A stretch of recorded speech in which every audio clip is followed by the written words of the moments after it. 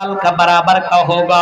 और अल्लाह के नबी सल्लल्लाहु अलैहि वसल्लम ने यहाँ तक फरमाया है, हाँ आपने यहाँ तक फरमाया, जब इंसान अपने अफसर सारे के सारे जो खड़े होंगे नंगे होंगे, किसी के जिस्म में कोई कपड़ा ना होगा, पैरों के अंदर जूता ना चप्पल होगा, बगैर खतना किए हुए सारे के सारे मुजरिम खड़े होंगे, सब के सब जब वहाँ मैदान महशर में खड़े होंगे। मेरे प्यारे साथियों जरा सोचिए, गौर कीजिए, अल्लाह तबारक व तआला बंदों से 5 सवालात करेगा। जब बंदा 5 सवाल का जवाब ना दे ले तब तक अपने कदम को इधर से उधर कर नहीं सकता, नहीं कर सकता है। अन्नोमरिही फीमा फना, उसकी जिंदगी के बारे में सवाल होगा, तुमने अपनी जिंदगी कहाँ गुजारी। हमने तुम्हें 50 60 70 साल की जिंदगी दी, और मेरे बंदे और मेरी बंदी ये बता तुमने ये जिंदगी कहाँ गुजारी और कैसे गुजारी, किस जगह पे गुजारी और किस तरीके से गुजारी, हमें ये बताओ। और फिर फरमाया अन उमरिही फीमा फना व अन शबाबिही फीमा बल्ला, फिर पूछा जाएगा तुमको हमने जवानी दी है 18 साल से लेकर के 30 साल की जिंदगी, 17 साल से लेकर के 18 साल की ये जवानी की जिंदगी, जो शबाब वाली जिंदगी है, इस जिंदगी को तुमने कहाँ गुजारी, कैसे गुजारी। कहीं ये जिंदगी तुमने एंजॉय करने में तो नहीं गुजारी, कहीं जिना के अड्डों में तो नहीं गुजारी, कहीं तुमने शराब के अड्डों में तो नहीं गुजारी, कहीं तुमने ये जिंदगी तुमने ये जिंदगी कहीं हरामखोरियों के अड्डों में तो नहीं गुजारी, कहीं तुमने हॉल में, और कहीं तुमने गाना सुनने में, और कहीं डांस देखने में, और कहीं तुमने ऐसी जगहों में तो जिंदगी नहीं गुजारी जहां पे अय्याशियां हुआ करती थी और जहां पे गलत काम हुआ करते थे, वहां पे तुमने जिंदगी तो नहीं गुजारी। व अन शबाबिही फीमा बल्ला, मर्दों से भी पूछा जाएगा, और ऐ तिनपनिया के लड़कियों तुमसे भी यह सवाल होगा, तुमने अपनी जिंदगी कहां गुजारी और कैसे गुजारी, जरा बताओ तो सही। तेरा रब तुमसे पूछेगा, क्योंकि जवानी का मालिक अल्लाह ताला है। इस जवानी की जिंदगी को बहुत ही कीमत जानो, बहुत ही गनीमत जानो, बहुत ही अहमियत के, ये जिंदगी बहुत ही इंपॉर्टेंट वाली जिंदगी है। ऐसा नहीं किसी लड़के के ऊपर दिल आ गया तो माँ बाप को छोड़ दिया और भाग गए और उसके साथ तुमने लव मैरिज कर लिया, जाकर के होटलों में तुमने जिंदगी काटी, जाकर के कलकत्ता के होटलों में तुमने अपनी अय्याशी गुजारी और अपने जिस्म के साथ तुमने एंजॉय किया। अगर तुमने ऐसा किया तो मेरे भाइयों इस जवानी के बारे में भी अल्लाह ताला पूछेगा, वो अन शबाबिही फीमा अबला, आई मेरे बंदे तुमने अपनी जवानी कहाँ गुजारी और कैसे गुजारी, बताओ बताओ। आज हमारी जवानी कहाँ गुजर रही है? अभी तो नौजवान की जवानी लड़कियों में गुजरती या फिर मोबाइल में लगा हुआ है, 24 घंटा उसी में लगता है। सुभान अल्लाह अल्हम्दुलिल्लाह, सुभान, उसी में लगा हुआ है। मोबाइल में क्या पता नहीं, समझ में बात नहीं आती है। मेरे भाइयों मोबाइल से उतना ही रिश्ता रखो जितना आपको काम हो। बस कहीं ये मोबाइल आपको अल्लाह के जिक्र से और अल्लाह की इबादत से अगर दूर कर रहा है ये मोबाइल, तो इस मोबाइल को तलाक दो, इस मोबाइल को बायकॉट करो। मेरे भाइयों ऐसे मोबाइल रखने से कोई फायदा नहीं है। जो मोबाइल तुम्हें जहन्नम की तरफ पहुंचा रहा हो, जो मोबाइल तुम्हें जन्नत से दूर कर रहा हो, ऐसे मोबाइल अपने जिंदगी के अंदर मत रखो।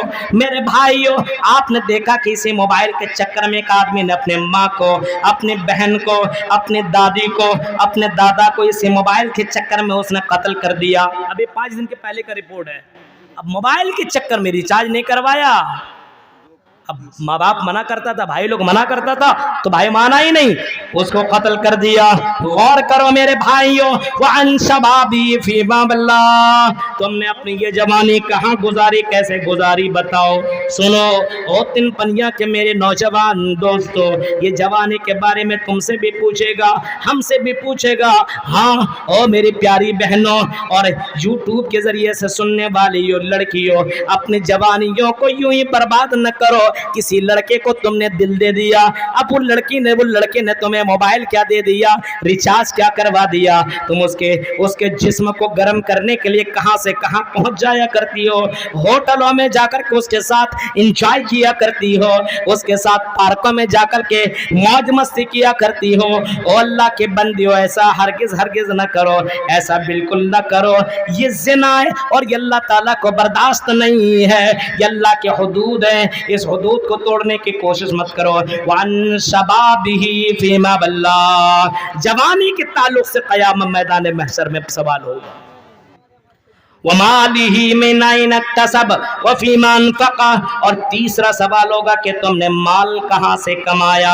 अभी माल के ऊपर बात हो रही थी, माल कहाँ से कमाया, हलाल तरीके से या हराम तरीके से। कोशिश करो हलाल तरीके से कमाने की, हराम तरीके से कभी भी हरगिज़ भी मत कमाओ।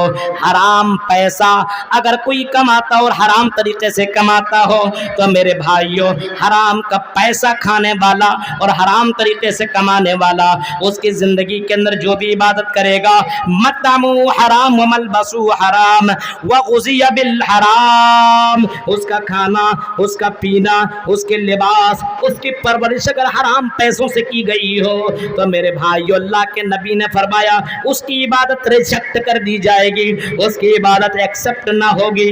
जरा तसव्वुर करो, सोचो मेरे भाइयों, आज माल कैसे कैसे तरीके से लोग कमाने की कोशिशें कर रहे हैं। ओ सूदी कारोबार करने वालों, बहुत से लोगों को हमने इधर सुना है, सूदी कारोबार करने वाले लोग बहुत से लोग मौजूद हैं, माल कमा रहे हराम तरीके से। बहुत से लोगों के बारे में सुना है, लाख रुपया देता है, 1,25,000 रुपया ले रहा है, लाख रुपया देता है, 25% ज्यादा लेता, 25%, 1 लाख में 1,25,000 रुपया ले रहा है। मेरे भाइयों जरा सोचिए कहाँ चली गई, हाँ तुम्हारी इंसानियत कहाँ गई, तेरा ईमान कहाँ गया। सोचो, मोहम्मद रसूलुल्लाह के ऊपर ईमान रखने वाला, कुरान के ऊपर ईमान रखने वाला, जब कुरान चीख करके कहता है ला ताकुलुर रिबा अज़ाफ़ा मुज़ाफ़ा, वो लोगों तुम जब बढ़ा चढ़ा करके किसी से लेने की कोशिश मत करो। हाँ, इस्लाम इसको हराम करार दिया है और बहुत ही बड़ा गुनाह बताया है और बहुत ही बड़ा जुर्म बताया है। कोई आदमी सूदी कारोबार करता है तो अल्लाह ताला ऐलान करता है फ़इल्लम तफ़अलू फ़अज़नु बिहर्बिन मिनल्लाहि व रसूलिही, अगर कोई सूदी कारोबार करता है तो उसके लिए अल्लाह ताला ने मैदान जंग का मैदान जंग उसके लिए ऐलान जंग का ऐलान किया है कि अगर कोई सूदी कारोबार करता है तो अल्लाह और उसके रसूल से जंग करने के लिए तैयार हो जाओ, लड़ने के लिए तैयार हो जाओ। जरा बताओ अल्लाह से कौन लड़ेगा, किसके पास इतनी ताकत है जो अल्लाह से मुकाबला करे, अल्लाह के फरिश्तों से मुकाबला करे। और सूदी कारोबार करने वालों और कटिहार, बिहार और पूर्णिया के लोगों जरा सुनो, और हिंदुस्तान के बाहर मुसलमानों, ये सूदी कारोबार से तौबा करो, अपने आप को इन रिश्वतों से रोको, मना करो, अपने बच्चों को मना करो। ये सूदी कारोबार अल्लाह की नजर में बहुत ही बड़ा पाप है। माल तुमने कैसे कमाया ये भी पूछा जाएगा।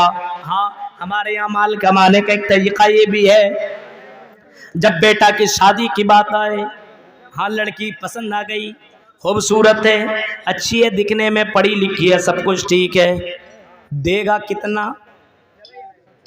1 लाख। हट, वहाँ तो 1.5 लाख मिल रहा है। वहाँ भागा, वहाँ लड़की पसंद आई, पैसा कितना? 1.5 लाख। कहीं से पता चला 2 लाख हम देंगे, वहां से वहां भागा, और वहां जाने के बाद अगर कहीं से पता लग गया तुम्हें 3 लाख दिया जाएगा, उसकी बेटी से शादी कर लो। अब वो दीनदारी नहीं देखेगा, लड़की कैसी है नहीं देखेगा, बस पैसे के चक्कर में आ जाएगा। 3 लाख दे रहा है, गाड़ी दे रहा है, पलंग दे रहा है, हाँ फ्रिज दे रहा है, कूलर दे रहा है, पंखा दे रहा है, ये सारी चक्करों में, हराम माल के चक्कर में अपने बेटे को बर्बाद करने वालों सुनो, ये भी हराम। और जहेज लेने वालों सुनो, जितने भी लड़कियां ज़िनाकारी कर रही है, इसमें तुम्हारा बहुत ही बड़ा रोल है। तुम्हारी वजह से हमारी बहनें ज़िनाकारियां करने के ऊपर मजबूर है। अगर तुमने निकाह को आसान किया होता तो आज हमारी बहनें अपने घर के अंदर बैठ करके इस तरीके से गलत काम न करती। तुम्हारी वजहों से और तुम्हारे इन कारणों से, और जितना अमीर आदमी होता है उतना बड़ा इंटरनेशनल फकीर माना जाता है, जितना जितना पैसा वाला है वो सोचता मुझे कार मिले, मुझे और ज्यादा पैसे मिले। जब तुम मालदार हो, जब तुम्हें अल्लाह ताला ने पैसा नवाजा है, तो मेरे भाइयों जब पैसा दिया हुआ है तो गरीब घराने से या किसी ऐसे दीनदार लड़की से बगैर पैसा के, बगैर जहेज के निकाह करो, निकाह को आसान करो। निकाह मिन सुन्नती फरमाया, निकाह मेरी सुन्नत, अल्लाह के नबी ने फरमाया फमन रग़िबा अन सुन्नती फलैसा मिन्नी, और जिसने मेरी सुन्नत के इनकार किया वो मुझ में से नहीं है। तसव्वुर करो आज अपने समाज के अंदर ये जहेज का बोलबाला है, और जहेज की शादी कराने वाला सुनो अगुआ पछुआ लोगों, जो शादी कराने वाला यहाँ नहीं, यहाँ हम ज्यादा दिलवाएंगे, वहां ज्यादा दिलवाएंगे, उस लड़की को छोड़ो उस लड़की को पकड़ो, वहां का उसका बाप बड़ा मालदार आदमी है। ओ जहेज लेने वालों आज ये भी सुन लेना, जहेज लेने वाला कभी अपनी जिंदगी में सुकून की जिंदगी नहीं काट सकता है। उसके घर में बरकत कैसी आ सकती है, उसके घर के अंदर बरकत कैसे हो सकती है और सुकून कैसे मिल सकता है, जिसके बाप को तुमने रुलाया हो और जिसको बाप को तुमने चंदा करने पर और भीख मांगने पर तुमने मजबूर कर दिया हो। बहुत से लोगों को मैंने देखा है अपनी बेटी के लिए भीख मांगते हुए, उसने जिंदगी में कभी भीख नहीं मांगा। बहुत से मौलवियों को हमने देखा है और बाकायदा फोन में बात करते हुए मैंने सुना, कहा मौलवी साहब बात ये है कि मजबूर हूं, ये कहने के ऊपर दिल गवारा नहीं करता कि मैं आपसे ये बात कहूं, लेकिन मैंने अपने बेटी की शादी लगाई है। ओ मौलवी साहब अगर मेरी मदद हो जाए तो ठीक है, वरना मुझे भीख मांगना पड़ रहा है, और आपसे मैं कह रहा हूं मेरी मदद कीजिए। शादी लग चुकी है, निकाह होने वाला है, लेकिन मेरा होने वाला दामाद और उसका बाप इतना डिमांड किया हुआ है कि मैं अपनी जमीन बेच भी चुका हूं, और जो मैंने अपने बैंक बैलेंस में जो पैसा जमा किया वो भी मैंने ला लिया है, लेकिन इतना नहीं है कि मैं उसको दे सकूं। मेरे भाइयों जरा गौर करो, तुमने कहां से कहां पहुंचा दिया इस समाज को। इन जलसों से क्या फायदा होने वाला है? ये जलसा तुम करा रहे हो, अपने आप को बदलो, जहेज के इन रस्मों को अपने यहां से खत्म करो, बायकाट करो। जहेज लेने वाले के शादी में शिरकत करने की जरूरत नहीं है, वो वलीमा की दावत दे तब भी उसकी दावत न लो। मेरे भाइयों अपने यहाँ से जहेज को खत्म करो।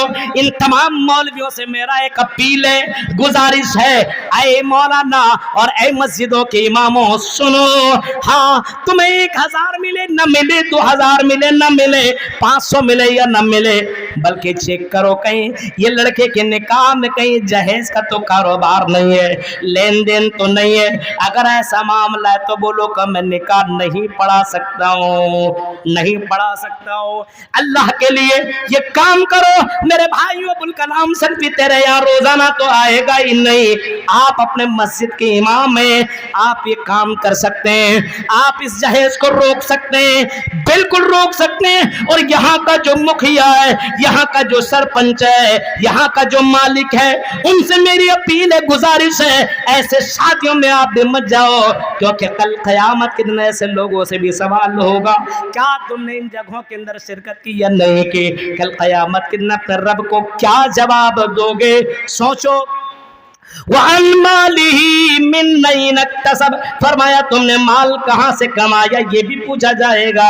हाँ तुम ये कहोगे मैंने माल, मेरे पास तो कुछ भी नहीं था, मैंने गरीब का माल मैंने खा लिया, मैंने जुल्म तरीके से, ये जुल्म नहीं तो फिर और किया है। मेरे भाइयों जमीन जायदाद बिछवाते हो, कर्ज लेने पे मजबूर करते हो और उसको लोन लेने पे मजबूर करते हो, और ऐसे बाप को मेरे भाइयों कितने मर्तबा मरता और कितने मर्तबा जीता है। अपनी दर्द को कहां कहां वो बयान करे, किससे किससे वो बयान करे। मेरे भाई ये कर्ज से इतना डूबा रहता है कि किसी के सामने अपना सर भी उठा नहीं सकता है। ये हालत तुमने की है, इन हालत के ऊपर तुमने की है। अपनी बेटियों के ऊपर रहम करो, इस कौम की लड़कियों के ऊपर रहम करो। ओ नौजवानों निकाह करो तो अल्लाह के नबी की सुन्नत के मुताबिक निकाह करो। लड़की पसंद ना जाए घर वाले से बात कर, अपने माँ बाप से بات کر فلاں لڑکی مجھے پسند ہے, 4 5 10 20 آدمی جا کر کے نکاح کر کے لے آؤ اور ولیمہ کرا دو, جتنی طاقت ہے 2 4 10 20 100 لوگوں کو کھلانے کی کھلا دو, نکاح کر لو. ضروری نہیں کہ شادی کے کارڈ بانٹے جائیں اور لمبے چوڑے اس کے پروگرام رکھے جائیں, 2 4 لاکھ خرچ کیے جائیں. میرے بھائیو نکاح تو ایجاب و قبول کا نام ہے, بس تم ایجاب و قبول کروا لیا جائے, ولی ہو جائے اور ولی اور وہاں پہ جو گواہ ہیں وہ موجود ہوں, بس اتنے لوگوں کی اور مہر متعین ہو جائے, بس اتنے کرنے کی ضرورت ہے. اسلام نے تو نکاح کو بڑا آسان بتایا ہے, ہم نے اور آپ نے نکاح کو بڑا مشکل کر دیا ہے, بہت مشکل کر دیا ہے. میرے بھائیو اگر آج ہم نے اس کو نہیں روکا تو آنے والے وقت میں لوگ نکاح نہیں کریں گے, زنا کیا کریں گے, لڑکیوں سے مل لیں گے, اپنے سیکس کو پورا کر لیں گے, اپنے خواہشات کو کبھی یہاں کبھی وہاں جا کر کے پورا کریں گے, اور لڑکیاں باقاعدہ یہ اور زیادہ کرنے کی کوشش کریں گی. میرا باپ تو میری شادی کیسے کروائے گا, 3 4 لاکھ شادی میں خرچے ہوتے ہیں, ہم 4 بہنیں 5 بہنیں, ہماری شادی کیسے ہو پائے گی. میرے بھائیو یہ لڑکی کیا کرے گی بتاؤ, یا تو پھانسی لگ کر کے مر جائے گی, یا تو کہیں بھاگ جائے گی, یا تو کسی کے ساتھ جا کر کے چلی جائے گی. جو غیر لڑکوں کے ساتھ ہماری مسلم لڑکیاں جو بھاگ رہی ہے, اس کی وجہ ایک یہ ہے, جہیز کی لعنت ہے. او لوگوں اپنی بہنوں کو روکو, اپنی بہنوں کو غیر مسلم لڑکوں کے پاس تم جانے دے رہے ہو, یہ تمہارے کرتوت کا یہ نتیجہ ہے, یہ تمہارے برے اعمال کا یہ نتیجہ ہے. آج وہ غلط کر رہی ہیں, کل ہماری بہنیں بھی ہو سکتی ہیں, تیری بہنیں بھی ہو سکتی ہے. آنے والی نسل کے اندر یہ بڑا بھاری پڑنے والا ہے. اس وجہ سے مسلمانوں اس کو بائیکاٹ کرو, جہیز کے پر قدم اٹھاؤ, سوچو اعلان جنگ کرو اس کے لیے. ہم جہیز نہ لیں گے, نہ جہیز ہم دیں گے, نکاح کریں گے اسلام کے مطابق نکاح کرو, کیونکہ نکاح کرنا سنت ہے. اور لڑکی اگر تیرے گھر کے اندر رہ رہی ہے, وَمِنْ آيَاتِهِ أَنْ خَلَقَ لَكُم مِّنْ أَنفُسِكُمْ أَزْوَاجًا لِتَسْكُنُوا إِلَيْهَا, لڑکی تمہیں سکون دینے کے لیے آتی ہے. جب اس کو ٹینشن اتنا دے دو گے تو تمہیں سکون دے گی. کہاں سے سکون دے گی؟ وہ کہتے ہو کہ میری بیوی میری بات ہی نہیں مانتی ہے, کہاں سے مانے گی وہ؟ اس کے باپ کو تم نے جینے نہیں دیا ہے, اب وہ تمہیں جینے دے گی. سوچو میرے بھائیو, تصور کیجئے, غور کیجئے, حالات دیکھیے حالات. وَعَنْ عُمْرِهِ وَمَالِهِ مِنْ أَيْنَ اكْتَسَبَ, پوچھا جائے گا تم نے مال کہاں سے کمایا, وَفِيمَ أَنْفَقَ, اور تم نے مال کو کہاں پہ خرچ کیا, کہاں کمایا, کیسے کمایا, کس طریقے سے کمایا, لوٹا چوری کیا, ڈکیتی کیا, کسی کو قتل کر کے مرڈر کر کے تم نے اس کو مار ڈالا اور اس کے مال کو تم نے ہڑپ کر لیا, ایسا تو نہیں ہے. تم نے کسی کے اوپر ظلم کر کے تم نے ناجائز طور پر اس کی زمین و جائیداد کے اوپر تم نے ناجائز قبضہ کر لیا, ایسا تو نہیں ہے. اگر ایسا کیا تو یہ بھی سوال ہوگا. اور مال اگر تم نے کمایا حلال طریقے سے تو یہ بھی پوچھا جائے گا تم نے خرچ کہاں پہ کیا. بلڈنگ بنانے میں, اللہ کے گھر خرچ کر, اللہ کے گھر بنانے میں, مدرسوں کو چلانے میں, یتیموں اور غریبوں کی مدد کرنے میں. میرے پیارے ساتھیوں, آج یتیم اور غریبوں کی مدد نہیں ہو پاتی ہے. جب مانگنے کے لیے آتا ہے 2 4 مرتبہ ہم اس کو دھکے مار کر کے بھگا دیتے ہیں. میرے بھائیوں تلاش کرو, یتیم اور غریبوں کو تلاش کرو.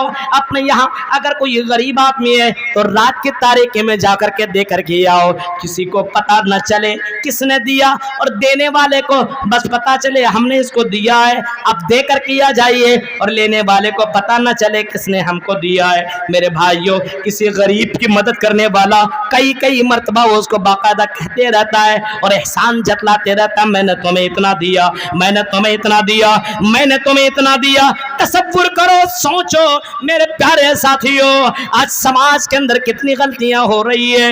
آج کسی کو دیتا تو بڑا احسان اپنے آپ کے اوپر سمجھتا ہے کہ میں نے بڑا احسان اس بندے کے اوپر میں نے کیا ہے. اللہ نے تو ساری نعمتیں دی ہے, ہاں ہوا دی, اس کے لیے کچھ نہیں مانگا, زندگی دی کچھ نہیں مانگا.